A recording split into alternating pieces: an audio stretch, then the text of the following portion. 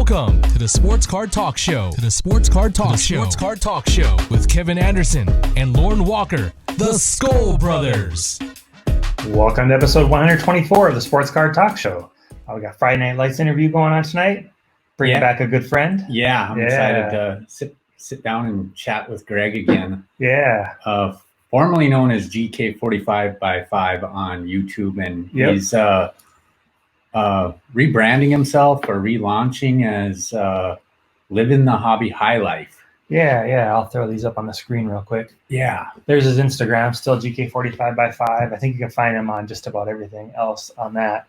But just recently, he did Livin thehobbyhilife, and basically, I've been really enjoying it, and I know you have, and thought, man, let's have him on and see if we can't figure out what he's doing, and what prompted this. And yeah, I just actually today, at the day we're shooting this video, was my last day of work for the Duluth News Tribune, because they're going to quit printing a daily paper, and so I'm probably going to start bugging Greg a lot to figure out how to sell some stuff on eBay. Just a great resource too, man. Yeah. He's so knowledgeable and helpful, and he's doing it, Yeah. And he gives you just counters on how to maximize the money you make and still, pass the savings on to the buyers. So it's great. He's not out there he's trying to maximize how much money he can make by but also just great deals. I know that you've bought cards from him. Yep. I believe your power formulas, Adam Thielen came from him, right? Yep. Awesome, man. Well, I know he's looking forward to the dialing them up. So. Ring-a-ling ding dong.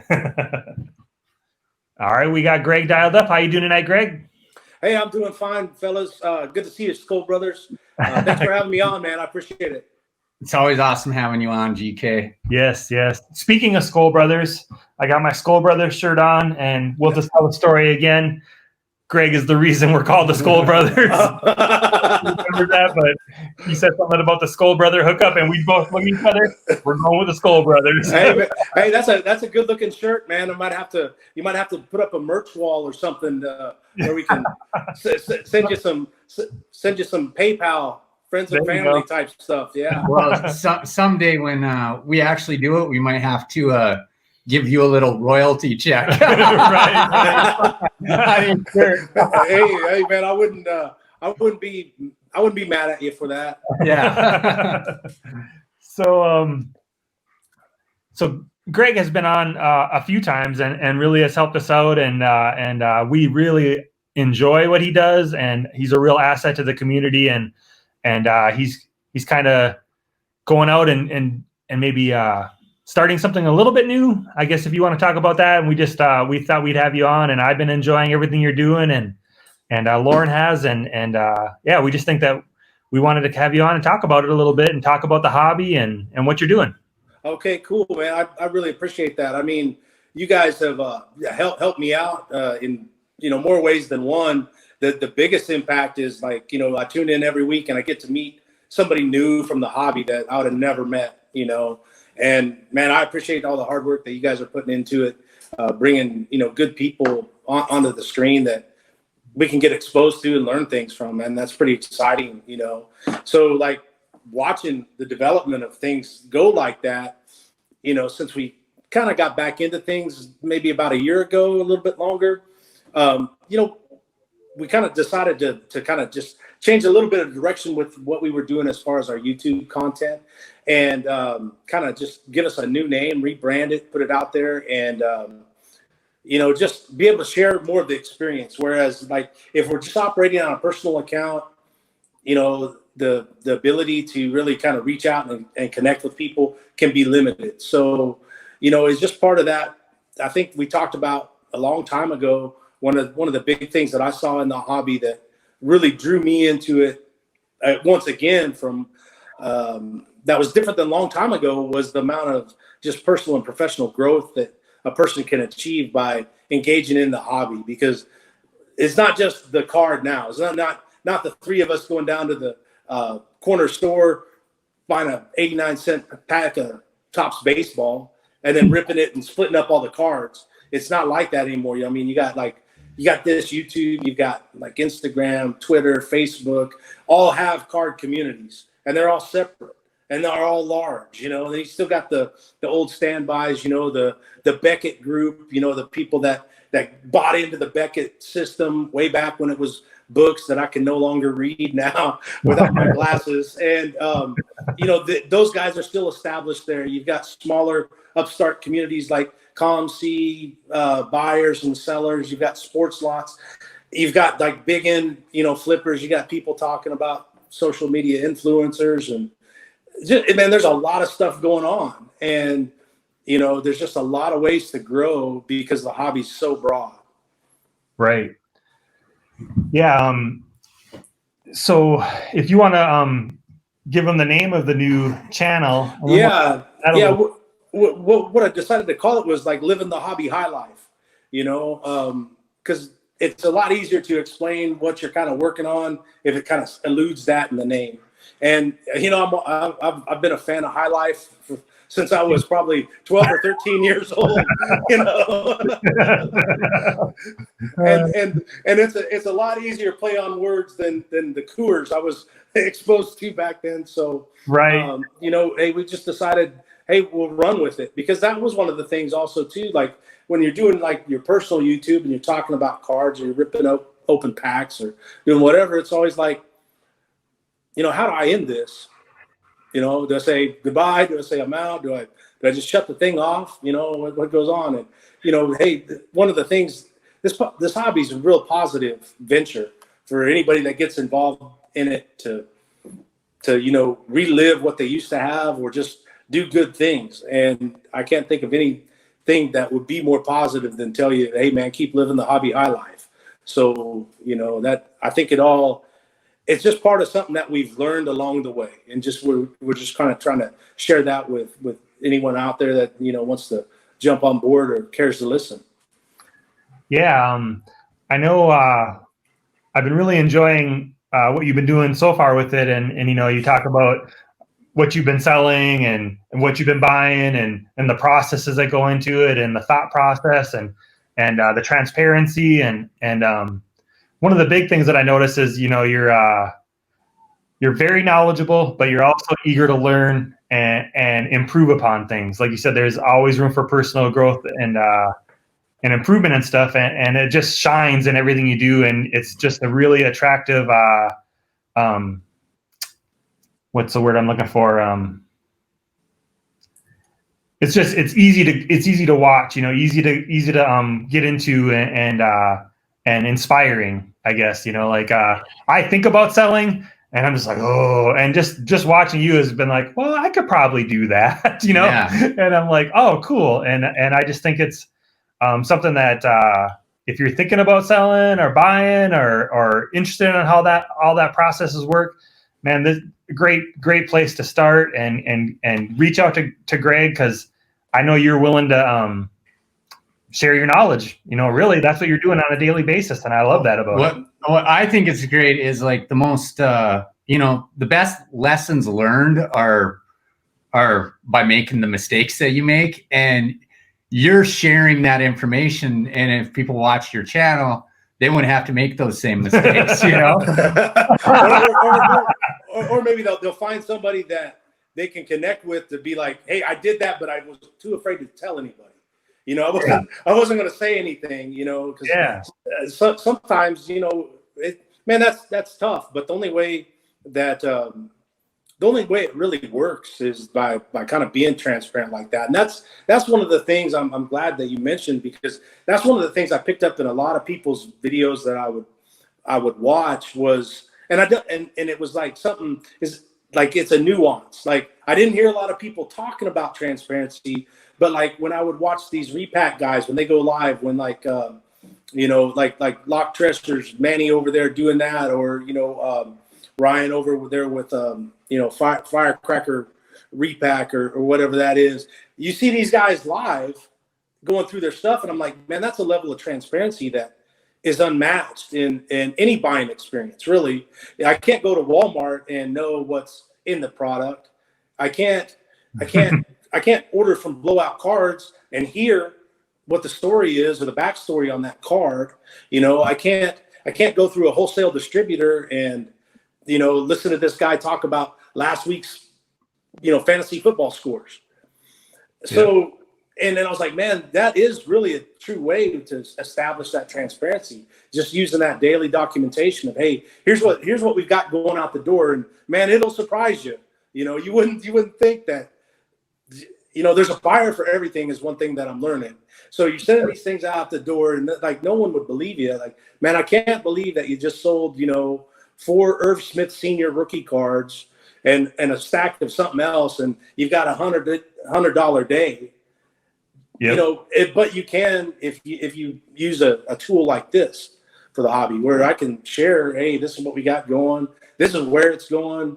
This is what we were thinking when we put it up for auction. This is why we shouldn't have put it up for auction, or, you know, and because I think that's one thing that gets lost sometimes in the whole investor, seller, collector, hobbyist debate.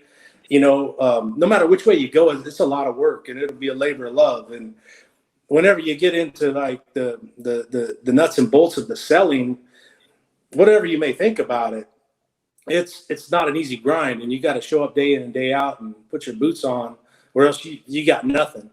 Any of us can pull a quick flip. You know, we can take one thing with an autograph, and, you know, we can buy it for $5 and sell it for $10. Right now is the best time I've ever seen in, you know, since the mid 70s, you know, as long as I've been alive. People have always been selling cards. It's never been as easy and as popular as right now. Right. But it takes a lot of work, you know, and you got to kind of figure out a niche. You know, it might take a while. You know, nothing happens overnight, for sure. Yeah. Now, just to jump, you know, piggyback that, you sell a lot of plain white envelope cards, and I'm guessing that's kind of your base of your sales, right?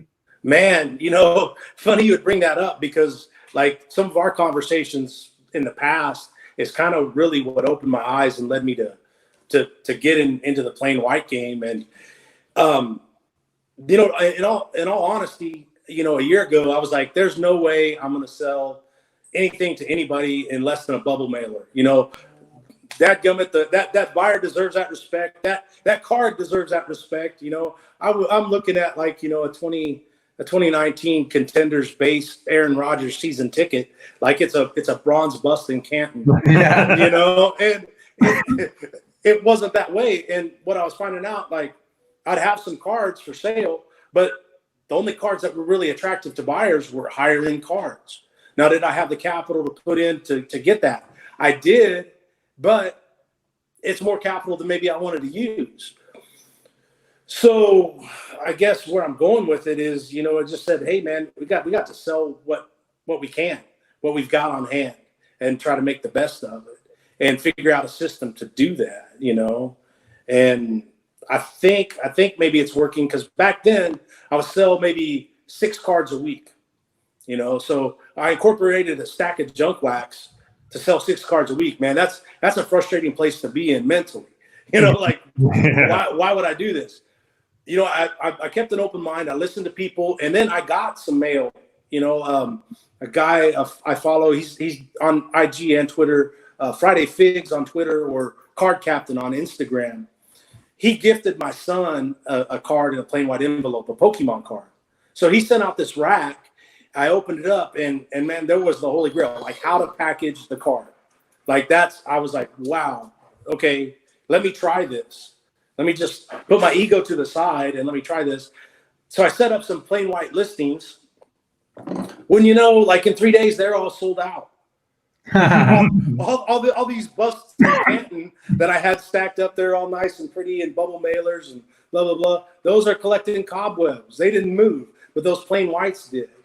And pretty soon I'm selling, instead of selling 6 a week, I'm selling 6 in a day. Then that 6 turns into 12. Then that 12 turns into some days 21. Then there's some days where, man, I start stuffing envelopes, and 3 hours later, I'm like, oh man, now I got to do the bubble mailers. but then there's some days where, man, there's, you know, I got to ask the crickets if they'll buy me a drink and have a dance, you know, and it goes like that. But the plain whites, man, I know the jury's out on them. There's there's issues with plain whites. I get it. You know, hey, do they reach the customer? Can the customer scam you? Can, you know, whatever else happen? Well, in my experience, all of that will happen. The post office will eat your card. Things will get lost in shipping. Guys will get the card and say they didn't. You know, you name it, it's going to happen. And you just got to figure out a way to incorporate that into your operating costs. But it's been a huge impact as far as gross sales go. And the numbers that I reached for the past year would have been pale in comparison had I not, you know, listened to guys like you or, you know, Figs showing the way. Yeah. You know, I mean, you know, I'd be way less further back down the road than what I am now. Yeah, it's you know, you bring up the fact that you saw your sales really spike with whenever you see a plain white envelope shipping on eBay, you're looking at like 99 cents shipping. These are cards I need to open yet for a mail day. So I don't even think twice about bidding on that card because you're going, okay, whenever you see a card that's got $3 or $4 shipped on it, you're going, okay, you got to add that into the shipping. But then and yeah, you might open the bidding on it, but as soon as someone outbids you, you're like, okay, that's kind of out of my mark. You know, you don't think twice about spending $2 on a card. I honestly can't imagine why someone would like file a chargeback on you unless they legitimately didn't get the card on a $2 card, you know, because, you know, people drop $2, you know, they go into the gas station and will spend $2 on a stick of beef jerky without even thinking about it, you know?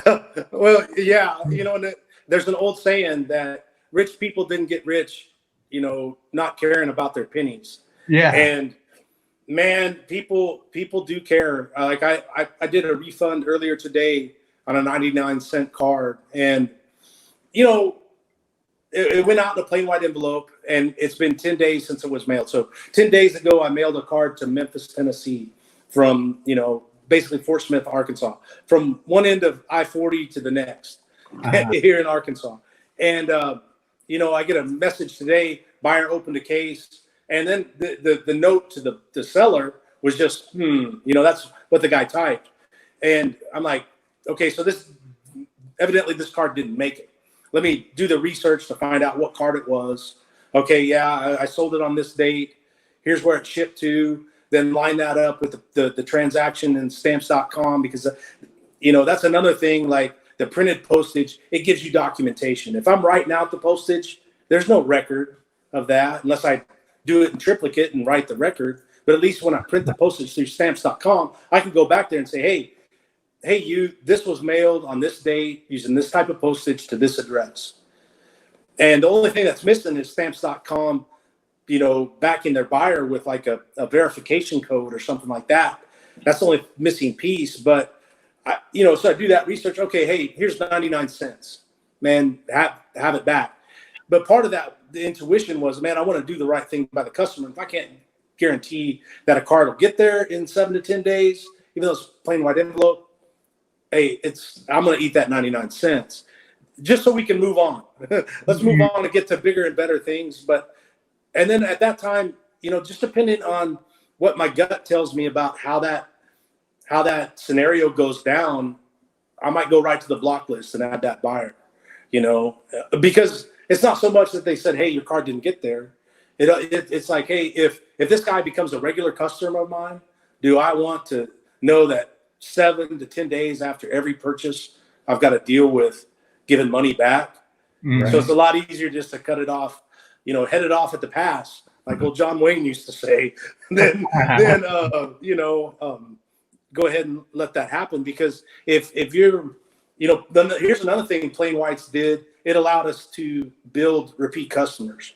So we would package the card, you know, we get a top loader, it's in a team bag. We're going to write thank you on a note, not on the card. And then they'll put it in some cardboard and stick it in an envelope and send it to you. So then that way, when you get it, maybe next time you see a card that looks like it was in our photo booth, or that you recognize the name, then you'll be like, hey man, hey, it worked out great last time. I'm coming back. And that's one thing that's starting to trend up in the last 2 or 3 months, so that's an exciting thing. We wouldn't have got there without plain white sales being part. It doesn't have to be the only thing, but if you can figure out a way to implement it as part of your sales strategy, you'll have a lot more stuff to do anyway. Now, I want to piggyback on this again. Is like I used to be a power seller on eBay, Mm-hmm. and I sold a media. I got into selling on eBay because I'm a rock and roll junkie, and I would like look for CDs that I really, really wanted bad, hard to find, out of print from the 80s. And I'd be like, holy cow, this is a $45 CD on eBay. Well, I would hit pawn shops, I'd hit disco rounds, I'd hit, every used CD shop. We have one called the Electric Fetus downtown. And if I seen CDs, I'd be like, oh my goodness, that's a port. And I started accumulating a pile of even duplicates because I knew that they were worth something on the secondary market. Well, when I eventually launched my eBay store, that's what I started. Well, I kept on going to pawn shops, and I actually was replacing my VHS collection for those people that remember VHS. I'm like, I'm going to see if these will sell on eBay. Sure enough, I started making money on VHS movies. So I started buying VHS movies at the pawn shops and stuff. And I was picking them up for, at like we have Paniniamerica's up here. I don't know how far they reach out, but they're a big chain of pawn shops up here in the area. I'd go in there and like I knew the guys, and they'd be like, they were $1 a piece for VHSs, and I would be like, I'd pick up like every VHS that I'd never heard of. I mean, these are campy, cheesy 1980s VHS movies that some are like cult classics, and some of them I'd sell for like $3, $4, $5, but because I bought them for $1, and a lot of the pawn shops were giving me a deal where like, okay, Lorn, there's 100 VHSs that are $60, so making $3, $4 like I and my kid, but then I would have the occasion where I would hit on one that was like a very highly collectible one where it was like a 50, and those were the sales that you love telling everybody about. Is I bought this movie for 60 cents and I sold it for $50. Everyone's like, oh my goodness, but what was putting the food on the table, and the ones that my kids like, whoop-de-doo, Dad, is those ones, that 60-cent movie or $1 movie that I bought that I sold for $3, $4, $5. I'm like, hey, Ryan, I tell my kid, hey, Ryan, if you gave me $1 and I gave you $5 back, you would take that all day long. Those were the ones, and I would make those sales, a few sales every day, sometimes a bunch of sales every day. And, and that's where Netflix and Amazon and Hulu and every other streaming service kind of put me out of business in the early 2000s. All of a sudden, I wasn't selling these things anymore because everyone was able to stream and download these things and weren't looking to buy a lot of VHS. And I was doing VHSs, DVDs, CDs. That was my bread and butter. I made a lot of $3 and $5 and transactions. No one cares about those stories, but those are the ones that were making you a few $100 a week. Well, yeah, I think a guy, if you want to build a good collection of sports cards, whether it's basketball, soccer, baseball, hockey, football, whatever you're into, if you want to build a nice collection of desirable cards, of cards that will, cross any kind of boundaries or be able to just be enjoyed by all kinds of people that aren't even sports fans, you've got to have a sustainable strategy to provide the capital to be able to create your collection. And nowadays, we're able to do that. And it's that consistent $3 and $4 at a pop over time that really you don't even notice what's going down, but your margins slowly grow, then that's what really accelerates. And if one of the things that we were learning throughout this process was if we allocated correctly, like if we took what was able to sell, because we had a collection, not everybody wanted to buy it. I mean, there's a buyer for everything, but some of the stuff that I've collected, truly no one wants. But let's kind of cull the herd and see what might sell. So we put out what might sell. Man, we got surprised. Then we backed that up with, okay, here's some more of what we thought might sell. Here's some of the regulars. And so we started just building up. So we're selling paper cards, and then those paper cards turned into, card stock and printing press type. We got better cards is what I'm trying to say. Mm-hmm. And now those are turning into a slab here and a slab there and a flawless here and a national treasure, so as you climb that ladder, if you're able to build the systems, then the infrastructure to support that growth, and then to where you're a better informed consumer and seller, if you take the time to build the infrastructure, then when you have those peaks and valleys, instead of just hitting, hey man, I've got the dual Zion Jaw autograph rookie card, instead of having that big peak and then the valley that comes, because you sell a $10,000 card, $50,000 card, there's not much place other to go than down, and it's going to be steep. But if you can build an infrastructure of $1, $2, $3, $4 sales at 5 to 10 a day, that has a significant impact probably on, I'd say, 60 to 70% of fellow collectors. None of us are really in the top stratosphere, Fortune 500. I wouldn't think. I know I'm not. May never get there, and I can't afford to do some of what those people do, but I can learn the process, and I can grow my collection. Yeah. So it can't be said enough how important just individual $3 and $4 hits are. 9 innings of baseball, you hit 36 singles, chances are you're going to win. Yeah. Yep. Yeah. It's Good so analogy. True. That's so true, man. Yep. Yeah. If you have that base where you're making that money every single day on just, a few $3 and $4 transactions, $1, adding in the plain white envelope transactions, you just build a business slow. The things that are worth having take time to build. And if you start like you're doing and build it from the bottom up, that you're going to find that sustainability that you're looking for, coming out of it and selling a $10,000, dual auto card, nothing but going down from there probably. No, I wouldn't think so. So, it's been real helpful to just have that experience, and it's also something different, not everybody's out there. Product is so hard to find right now. Man, I'd almost give up body parts for top loaders and team bags. And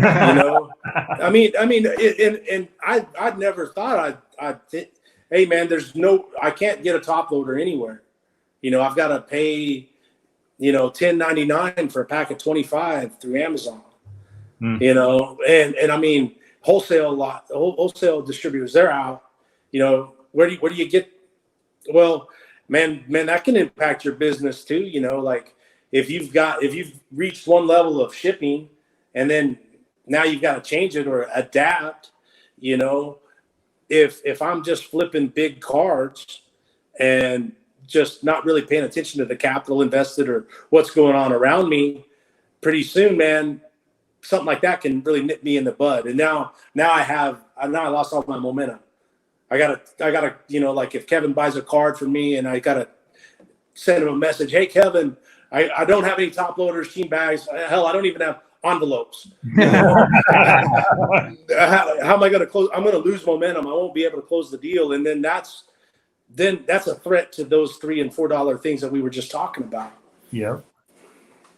You know, so you got to stay on top of what's going on left and right of you too. For sure. Well, we're kind of getting to the end here, and I just wanted to give you a chance if you want to have any last words and where people can find you and how they find you and anything else you want to bring up. You know, this is just your time to kind of say your piece, so to speak. Okay, I'll try to be short and succinct with it. If you can find us on YouTube at Livin the Hobby Life. Go there, check us out. You can also find us GK X45 or 45X5 GK. Just you can find us there. Maybe Kevin or Lorn will hook us up. Put it in the show notes. Yep. You go there, click a link. Way easier than me trying to explain it to you. Sure. But pretty much all social platforms, all right? GK. Yeah. Twitter, Facebook, Instagram, YouTube.